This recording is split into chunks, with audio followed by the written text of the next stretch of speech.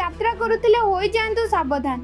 যদি ଆପଣ ବି ଏହି ନୂଆ ନିୟମ ଜାଣିନାହାନ୍ତି ତାହେଲେ ମୋଟା ଅଙ୍କର ଧନରାଶି ସରକାରଙ୍କ ପାଖରେ ଗଣିବେ। ତେବେ ଯାହା ସୂଚନା ମିଳିଛି ଆସନ୍ତା ଏପ୍ରିଲ 1 ତାରିଖରୁ ଜାତୀୟ ରାଜପଥ ଦେଇ ଯାତ୍ରା କରୁଥିବା ଯାତ୍ରୀମାନଙ୍କ ପାଇଁ ଗୁରୁତ୍ୱପୂର୍ଣ୍ଣ ଖବର। ମହଙ୍ଗା ହେବ ଟୋଲ ଟିକସ। ଭାରତୀୟ ଜାତୀୟ ରାଜପଥ ପ୍ରାଧିକରଣ ବା NHAI ପକ୍ଷରୁ ବାର୍ଷିକ ଟୋଲ ପାସ୍ ଏବଂ ଟୋଲ ଟିକସରେ ସଂଶୋଧନ କରାଯାଉଛି। NHAI ବାର୍ଷିକ ପାସ୍ ଫି 3000 ଟଙ୍କାରୁ 3075 ଟଙ୍କାକୁ ବୃଦ୍ଧି କରିବାକୁ ନିଷ୍ପତ୍ତି ନେଇଛି। ତେବେ ଏହି ନୂତନ ହାର 2026-27 ଆର୍ଥିକ ବର୍ଷ ପାଇଁ ବଳବତ୍ତର ରହିବ। ତେବେ ଏହି ପାସ୍ ବ୍ୟକ୍ତିଗତ ଯାନବାହନ ପାଇଁ ହୋଇଥାଏ ଯେଉଁଥିରେ ବୈଧ କିମ୍ବା କାର୍ଯ୍ୟକ୍ରମ ଫାସ୍ଟ୍ୟାଗ୍ ଲାଗିଥାଏ।